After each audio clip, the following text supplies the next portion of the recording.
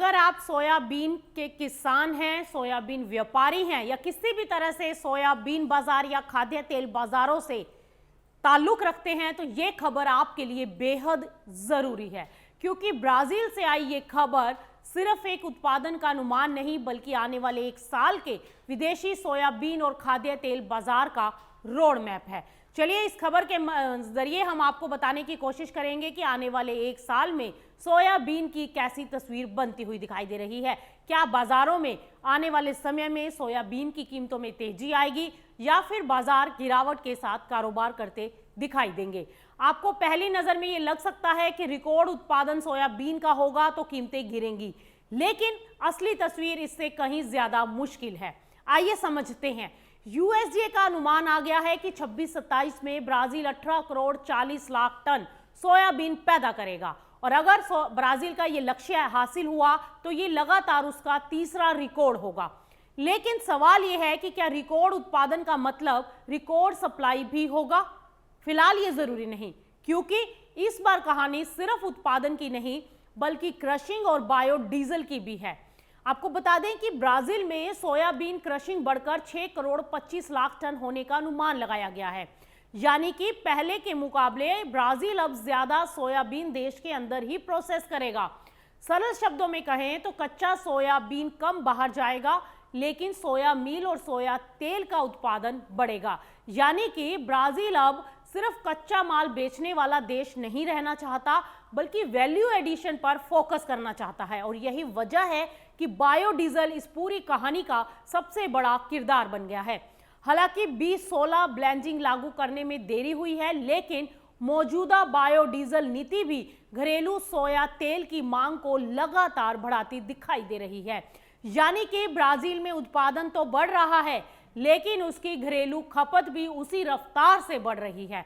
इसका सीधा मतलब यह है कि रिकॉर्ड फसल आने के बावजूद विदेशी बाजारों में सप्लाई उतनी बड़ी नहीं होगी जितनी आमतौर पर उम्मीद की जा सकती है।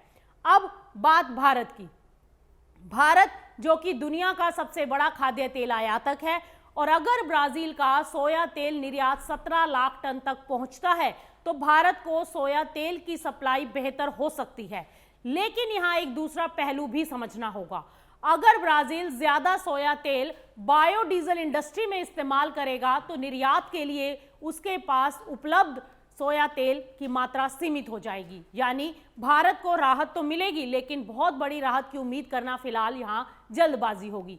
एक और अहम संकेत आ रहा है। चीन की दिग्गज कंपनी कोफको का $400 मिलियन का निवेश ब्राजील में ये बताता है कि चीन केवल सोयाबीन खरीदना नहीं चाहता बल्कि ब्राजील की प्रोसेसिंग इंडस्ट्री पर भी अपनी पकड़ को मजबूत करना चाह रहा है। और इसका मतलब ये है कि आने वाले समय में चीन में सोयाबीन की सप्लाई की चेन मजबूत हो जाएगी। और सबसे बड़ा सवाल तो ये है कि इतनी पॉजिटिव खबरों के बावजूद अंतर्राष्ट्रीय बाजार में सोयाबीन के भाव क्यों लगातार गिर रहे हैं।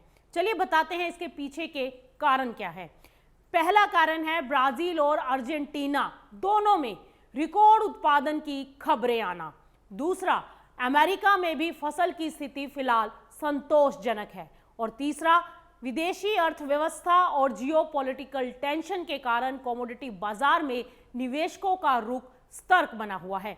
यानी बाजार फिलहाल रिकॉर्ड सप्लाई की कहानी को ज्यादा महत्व दे रहा है, जबकि बढ़ती डिमांड का असर अभी पूरी तरह प्राइसेस के ऊपर दिखाई नहीं दिया।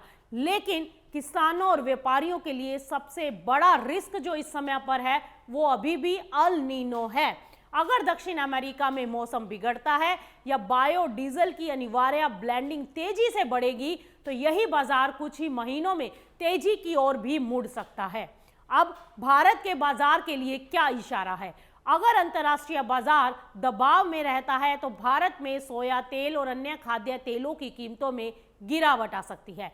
लेकिन घरेलू सोयाबीन किसानों के लिए ये चुनौती हो सकती है, क्योंकि सस्ते आयात का दबाव मंडियों में कीमतों को सीमित रख सकता है।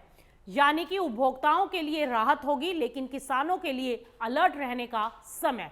तो कंक्लूजन ये है कि ब्राजील की रिकॉर्ड फसल अपने आप में तेजी या मंदी की खबर नहीं है। असली कहानी 3 चीजें आने वाले समय में तय करेंगी। पहली, बायोडीजल की डिमांड कितनी तेजी से बढ़ेगी, और दूसरा चीन कितनी खरीदारी करेगा, और तीसरा अल नीनो और मौसम उत्पादन कितना असर डालेंगे। ये 3 फैक्टर आने वाले महीनों में विदेशी सोयाबीन, सोया तेल और भारत के खाद्य तेल के बाजार की दिशा को तय करेंगे। फिलहाल इस रिपोर्ट में इतना ही। रिपोर्ट पसंद आए तो वीडियो को लाइक, शेयर और सब्सक्राइब जरूर कीजिए।